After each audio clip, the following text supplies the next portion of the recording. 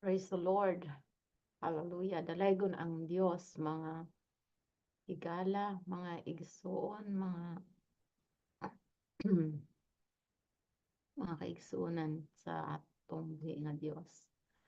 Atong Ginoong Hesukristo, mayong buntag kaninyong tanan gikan dinhi sa Stockton, California, USA. Ang oras 6 o'clock, alas 6 sa buntag, alas 6:08 sa buntag. Um, ang Dios magpadayon sa pagpanalangin kanatong tanan. Atong basahon ang libro sa Job, padayon na nato pagbasa. Niana ta karon sa Job kapitulo 11 ug basahon nato hangtod sa kapitulo 15. I-share na share na ako ang atong screen. Medyo na ta ang atong connection.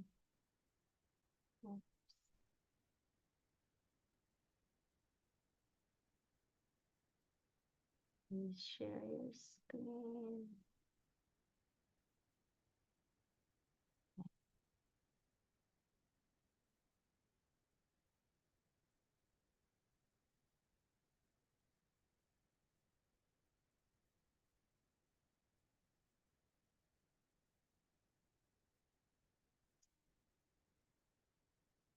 Nagkaroon itong connection.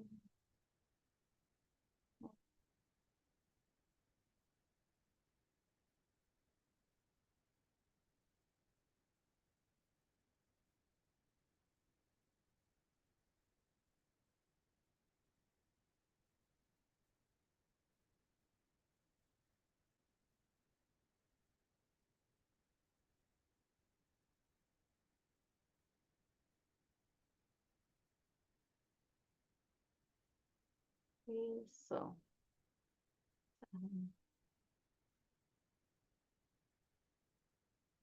kung inyong makita ang atong screen, basahon nato sabay-sabay, or if you're busy,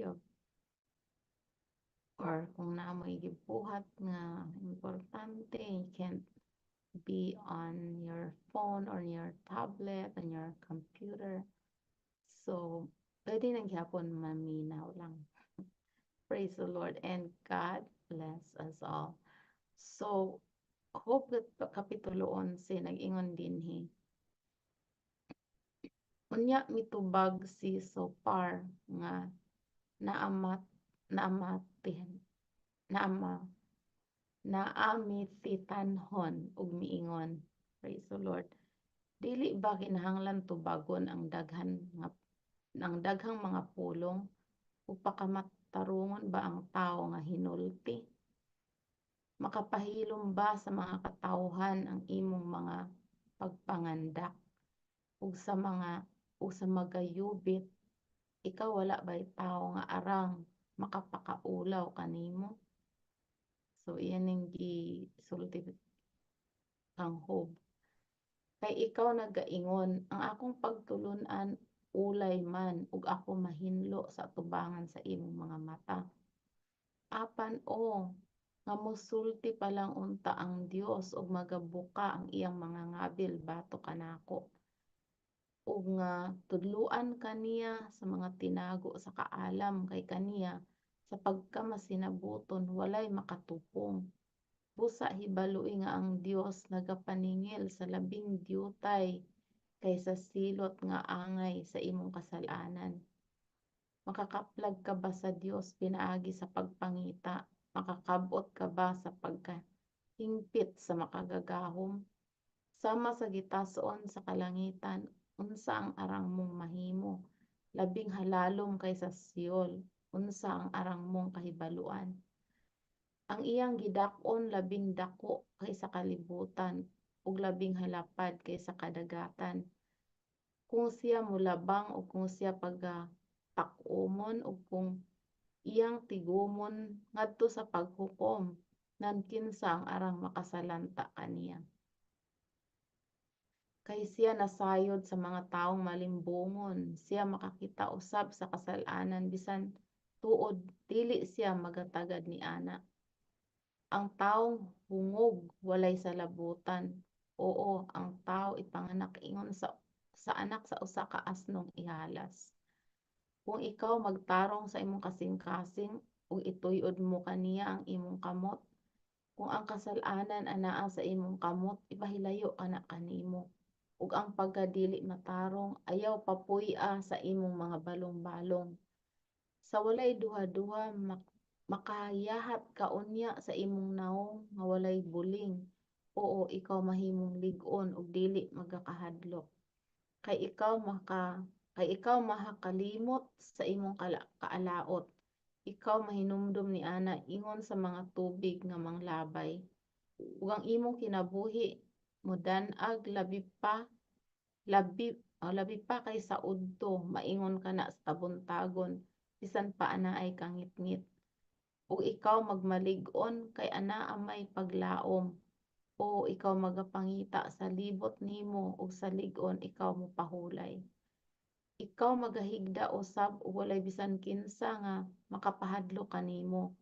Oo, daghanan ang mohangyo kanimo apan ang mga mata sa mga malinapason makawang ug sila walay dalampanan nga ilang pagakalawigan ug ang ilang paglaom mao ang pagpanugyan sa espiritu.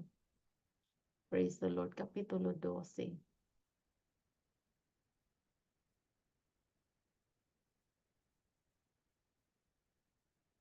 Padak-an nato. Unya mitubag si Job og miingon, sa walay duha-duha kamo ang katawhan ug ang kaalam mamatay uban kaninyo. Apan ako may salabutan nga maingon kaninyo, ako dili ubos kaninyo. Oo, kinsa ang wala mga sayod sa mga butang nga sama niini. Ako ingon sa usa ka tawo nga gihimong kataw-anan sa iyang silingan. Ako nga nagtawag sa Dios ug siya mitubag. Ang matarong, ang taong hingpit mao'y gihimong kataw-anan. Kaniya nga anaa sa kasayon, anaa sa iyang hunahuna ang pagyubit sa palad nga dautan. Kana andam kanila kansang mga tiil mahidalinas. Ang mga balong-balong sa mga kawatan magamaoswagon ug kadtong managpasuko sa Dios may kalig-on. Sa ilang mga kamot ang Dios nagadugang sa kadagaya. O sa mga kawatan, no? Balong-balong sa kawatan. Oh my goodness.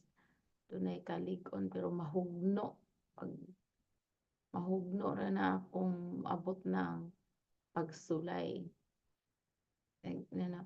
Apan pangutan-a karon ang mga mananap ug sila motudlo kanimo ug ang mga langgam sa kalangitan ug kanimo sila motudlo. Kung magsulti ka sa yuta ug kana motudlo kanimo ug ang isda sa kadagatan mopahayag kanimo. Kinsa ang wala mahibalo matungod niining tanan nga ang kamot ni Jehova mao'y nagbuhat niini. Sa iyang kamot anaa ang kalag sa tanang butang nga may kinabuhi ug ang gininhawa sa tanang katawhan. Dili ba ang igdulungog magaila sa mga pulong ingon nga ang lingagngag pagkatilaw sa iyang kalanon.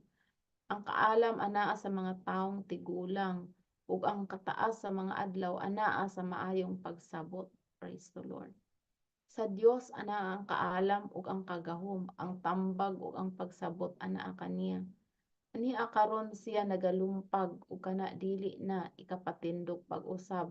Ang usa ka tawo iyang tak-uman ug wala ing arang kaagian. Ania karon siya magapugong sa katubigan ug sila mamala. Ipagula na usab niya ug ang kalibutan matuali tungod kanila. Niya anaa ang kusog ug kaalam, iya man ang malimbungon ug ang nilimbungan. Siya nagapalakaw sa mga mananambag nga hinubuan sa igtatambag ug ang mga maghuhukom iyang himuong mga buang. Siya magabadbad sa talikala sa mga hari ug magahigot sa ilang mga lawak ug igbubugkos. Siya magpalakaw sa mga saserdote nga mga hinubuan ug gidaog niya ang mga makagagahom. Siya magapugong sa dila sa matinumanon ug ang tigulang iyang pagkakuhaan sa salabutan. Ang mga prinsipe iyang pagabubuan o pagtamay ug sa kusganon iyang pagabadbaron ang bakos. Siya magapadayag gikan sa kangitngitan sa mga butang dili matukib ug iyang dad-on ang kahayag ang landong sa kamatayon. Siya sa kanasuran magapadaghan ug kanila siya magalaglag. Sa mga kanasuran siya magapadako ug kanila magapabihag siya. Siya magakuha sa salabutan sa mga pangulo sa mga katawan sa yuta ug magapalakaw kanila sa kamingawan nga walay dalan. Sila manghisukarap sa mangitngit nga walay kahayag ug sila pasulo sa pindayon ug sila pasulo sa pindayon niya sama sa usa ka hubog. Praise God. Kapitulo 13. Ania karon ang akong mata nakakita niining tanan, ang igdulungog nako nakadungog ug nakasabot niini.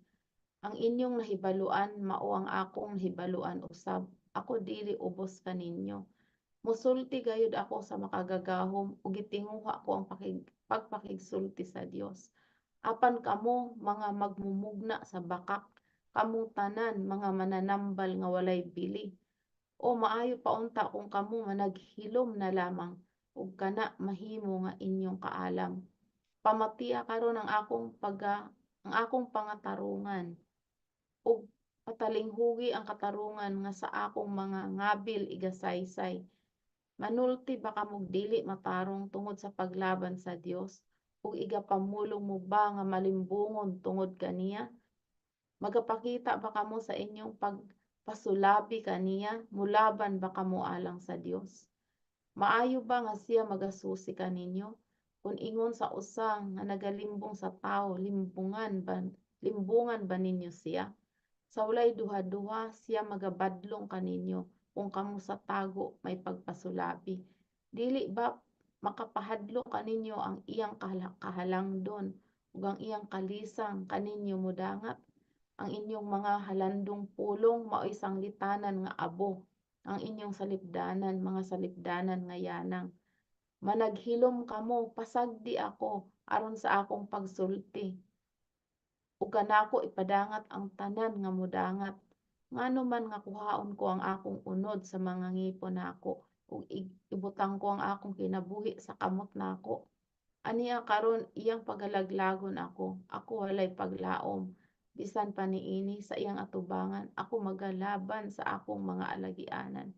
Kini usab mao ang akong kaluwasan nga ang tawong walay Dios sa iyang atubangan dili gayud makaduol. Patalinghugi pag-ayo ang akong gipamulong ug sa imong igdulungog ipahaluna ang akong gipahayag. Aniya karon gipahamutan ko sa pag-ayo ang akong katarungan, ako nasayod nga ako matarong. Kinsa ba ang buot makigbisog kanako? Kay unya mohilom ako ug ipabugto ko ang akong kinabuhi. Duruha lamang ka butang, ayaw pagbuhata kanako. Nan ako dili motago gikan sa atubangan sa imong naong. Kuhaa halayo kanako ang imong kamot ug ayaw ako pagpahadloka sa imong kalisang. Unya tumawag ka ug ako motubag kung pasultiha ako ug tubagon mo ako. Unsa ba ang gidaghanon sa akong kadaotan ug kasalanan? Ipadayag kanako ang akong kalapasan ug ang akong sala.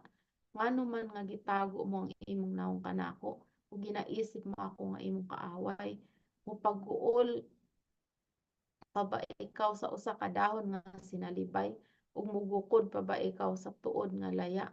Kay ikaw nagasulat man og mga butang nga mapait bato kanako ug nagapaani kanako sa kadaotan sa akong pagkabatan-on.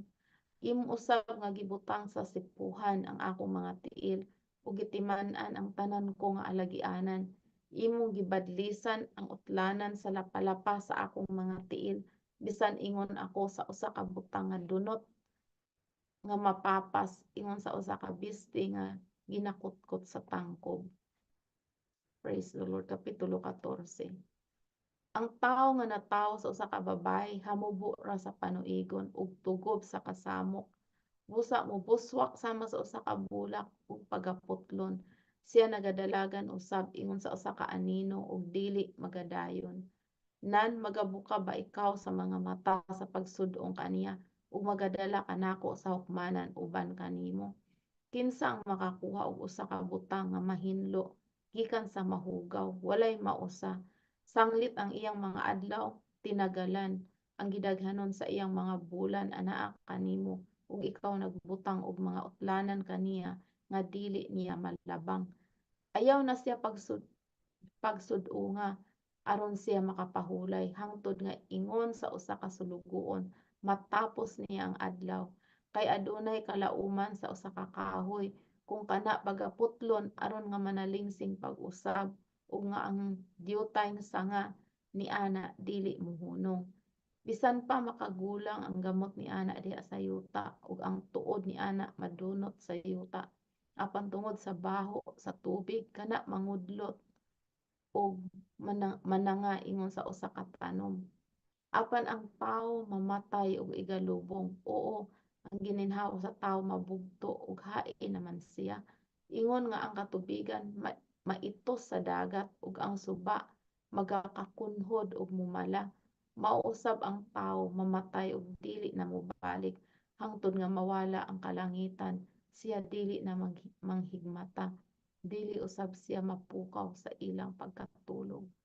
O nga o nga sa Siol unta taguan mo ako, nga imo unta akong ibutang sa tago hangtod nga mahupay ang imong kaligotgot, nga imo unta akong tagalan og panahon ug mahinumdum ka kanako. Praise the Lord. Kung ang tawo mamatay, mabuhi ba siya pag-usab? Paabuton unta nako ang tanang adlaw sa akong pagpakigbisog hangtod ang akong pagkabalhin mo dangat. Ikaw motawag unta ug kanimo ako motubag. Ikaw kinahanglan sa buhat sa imong mga kamot. Apan karon imong ginaihap ang akong mga lakang. Dili ba ikaw magtimaan sa akong sala? Ang akong kalapasan gibaliktusan sulod sa usa ka puntil ug imong gitakuman ang akong kadaotan. Apan ang bukid nga nagakatumpag mawagtang ug ang bato masalikway gikan sa iyang nahamutangan. Ang katubigan magahilis sa mga bato. Ang mga pag-awas ni ana magabugwas sa abog sa yuta. Maingon man ni ana ginalaglag mo ang paglaom sa tao. Ikaw sa walay katapusan makadaog kaniya ug siya molabay. Ikaw magausab sa iyang naong ug kaniya magapakaulaw ug kaniya magapalakaw. Amen. Sorry. Ang iyang mga anak mahimong dungganon ug siya dili mahibalo ni ana ug sila ginahimong ubos apan siya dili makatimaan ni ana kanila. Apan kaniya may kasakit ang iyang unod ug sa sulod niya nagabangutan ang iyang kalag. Praise God. Kapitulo 15. Unya mitubag si Elipas nga timanitahon ug miingon. Timanitahon. Angay bang ang usa ka tawo nga maalam mogtubag pinasigad sa kaalam nga walay hinungdan ug pun-on niya ang iyang kaugalingon sa hangin nga timog. Angay ba siya nga mulantugi sa sulti nga walay kapuslanan kun sa mga pakigpulong nga wala siya kahimuhaan. Oo, ikaw nagasalikoy sa kahadlok ug nagakunhod sa imong pag-ampo sa Dios. Kay ang imong kadautan nagatudlo sa imong baba ug imong gipili ang dila sa malimbungon. Ang imong kaugalingong baba nagahukom kanimo ug dili ako. Oo, ang imong kaugalingon nga ngabil nagpamatuod bato kanimo. Ikaw ba ang unang tao nga gipanganak? Kung una ba ikaw nga gibuhat nganhi kaysa mga kabungturan? Nakadungog ka ba sa tinago nga kaalam sa Dios? Sa imong kaugalingon ba lamang gituga ang kaalam? Unsay hibaluan nimo nga wala namo hibalui? Unsay imong hingsayran nga wala diri kanamo? Kanamo ani nga mga tawo nga ubanon og mga gulang kaayo, labi pang magulang kaysa imong amahan. Ang mga paglipay sa Dios tiyutay ra ba kaayo alang kanimo, bisan ang pulo nga malumo alang kanimo. Ngano nga nakapabugnaw kanimo ang imong kasing-kasing ug ngano nga nagasiga ang imong mata. Nga ang imong espiritu imong paatubang batok sa Dios ug magapagula sa mga pulong gikan sa imong baba. Kinsa ba ang tawo nga siya pagahinluan ug siya nga gipanganak sa babaye aron siya magamatarong. Aniya karon siya dili mosalig sa iyang mga balaan. Oo, ang kalangitan dili mahinlo sa iyang mga mata. Labi pang dili ang tawo nga dulumtanan ug mahugaw. Ang usa ka tawo nga nagainom sa kadautan ingon sa tubig. Pakita ko kanimo patalinghugi ako ug ang butang nga akong nakita akong ipahayag kanimo. Nga gisugid sa mga tawong maalam gikan pa sa ilang mga amahan ug wala magtago niini. Nga kanila lamang ang yuta gihatag ug walay dumuluong nga sa ilang kinataliwad-an nakaagi. Ang tawong daotan magaanto sa kasakit sa tanan niyang mga adlaw bisan pa ang gidaghanon sa katuigan nga giandam alang sa madaog-daogon. Anaa sa iyang mga igdulungog ang lanog sa mga butang kahadlukan. Sa kaadunahan ang manlalaglag modangat kaniya. Siya dili motuo nga gikan sa kangitngitan, siya magabalik ug ang espada kaniya giandam. Siya nagasuroy-suroy sa laing dapit sa pagpangitag tinapay sa pag-iingon, hain ba? Siya nasayod nga ang adlaw sa kangitngit anaa giandam kaniya. Ang kasamok ug kaguol makapahadlok kaniya. Siya makadaog kaniya sama sa usa ka hari nga magapadulong sa panggubatan. Kay iyang gituy-od ang iyang kamot batok sa Dios ug sa makagagahom siya nagpasipala. Sa liog nga pinatikig siya nagaasdang kaniya. Sa kinabag-an nga buko-buko sa iyang kalasag. Kay iyang gilukop ang iyang nawong sa iyang tambok ug nagtigom og tambok sa iyang hawak. Ug siya nagpuyo sa mga lungsod nga biniyaan, sa mga balay nga walay tawo nga nagpuyo nga dili na madugay mga gun-og. Siya dili gayud madato, dili usab magapadayon sa iyang bahandi. Ang ilang mga abot dili usab mudagsang sa ibabaw sa yuta. Siya dili mugula gikan sa kangitngitan, ang siga sa kalayo magalaya sa iyang mga sanga, ug ang hinuyop sa baba sa Dios maoy magpapahawa kaniya. Ayaw siya pagpasaliga sa kakawangan sa paglimbong sa iyang kaugalingon, kay kakawangan usab ang balos kaniya. Kana matapos sa dili pa mudangat ang iyang panahon, ug ang iyang sanga dili mudangat sa kalunhaw. Siya ingon sa usa ka balagon magauyog sa iyang bunga nga linghod ug ingon sa kahoy oliva magapulak magapulak siya sa iyang bulak. Kay ang katilingban niadtong walay Dios dili makabunga ug ang kalayo mga magasunog sa mga balong-balong sa paghithit. Manamkon sila og kalapasan ug manganak og kasalanan ug ang ilang kasing-kasing magaandam og iglilimbong. Praise God, hallelujah. Okay, praise God. So mana mga igsuon ang paglantugi, gipaglantugi si Hope sa iyang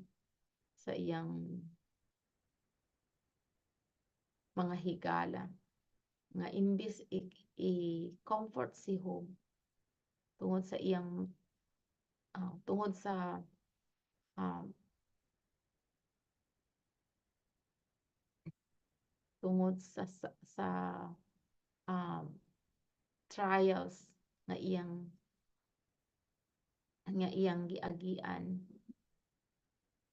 nakiglantugi sa iyang mga kaibigan o mga higala. So una mga igsoon nga imbes i-comfort nila, wala hinon gi-stress nila si Hope. So doon na yung mga tao nga imbes i-comfort ka, dugangan pang imong stress, pero ang Ginoo ang gihapon maghatag og kusog comfort. Walay lain gyud mga mag-comfort sa ato kundi ang Dios. Usa importante gyud ang atong relasyon sa Dios, kaya ang atong hinangop nga mga comfort, mga pulong nga makapabasko, makapalig-on kanato sa panahon sa atong mga kalisod. Walay lain kundi ang Dios sa gyud mga igsoon. Busa nag-ingon nga kuno naman tay mga kahibigan, mga kamag-anak, mga Ano na tay mga salapi, mga unsa ba nga naa ka nato dili na igo aron nga kita um, makabaton sa kalig-on sa atong mga kasing-kasing, kalig-on sa atong hunahuna sa atong espiritu nga dili ta ma-stress kundili ang Dios lang yun mga igsoon may maghatag og kalinaw, maghatag na nato og ah, joy or maghatag na nato og kalipay ug magpatagon sa atong mga kaugalingon nga mo'y maghatag na nato og righteousness or pagkamatarong kay kita mamatarong man pinaagi sa pagsunod sa pulong sa Dios. Praise God. So, atong pasalamatan ang Dios pinagi sa pag-ampo. Dalaygon nga amahan nga balaan, daghang salamat sa imong mga pulong. Daghang salamat o Dios nga ikaw Ginoo ang among comforter, Lord. Hallelujah. Ang mga tao, among mga kamag-anak, bisan ang among kaugalingon, Lord dili makahimo sa pag-comfort ka namo sa panahon sa tumang kalisod, kalisdanan nga among mabati, Lord. Kundi ikaw lamang amahan nga balaan tungod ikaw man ang naghimo ka namo, ikaw man Lord ang nag-mold ka namo, Lord. Hallelujah. Kaya nimo man gikan ang among kinabuhi ug ikaw nahibalo sa tanan Ginoo nga parte sa among pagkatao. Hallelujah. Kung unsaon mo kami pag-ayo, kung saan mo kami pag-comfort kung saan mo kami Ginoo nga paglipay, hallelujah, sa tanang panahon labi na sa kalisdanan.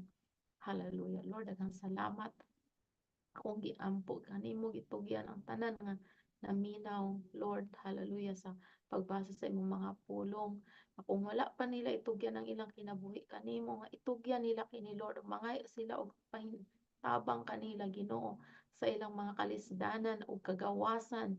Hallelujah, kagawasan sa mga bisyo, kagawasan Ginoo sa mga sala Ginoo nga ilang ginahimo Lord nga makalingkawas sila Ginoo pinaagi sa imong tabang ug mga ayos sila Ginoo sa ilang mga balatian pinaagi kanimo Lord in the name of Jesus Christ of Nazareth Lord.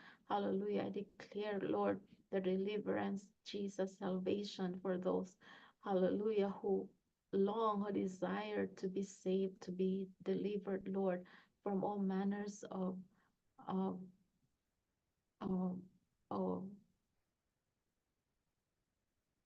um, chains, Lord, hallelujah, for all manners, Lord, um, of entanglement, Lord, hallelujah, hallelujah, Jesus, being entangled, Lord, hallelujah, with different manners of sins, different kinds, Lord, of evil, God, hallelujah, evil deeds, evil works, evil thoughts, evil feelings, God. Hallelujah. For the glory of your name, God, I speak revival, Lord, in their lives right now. In the mighty name of our Lord Jesus Christ. Amen and amen. So God bless sa inyong tanan, mga igsoon, mga higala, umaing buntag. Again, from Stockton, California, this is your sister in the Lord and your friend in the Lord, Sister Lucy Locolisby. Here in Connect God Global Ministry. See you again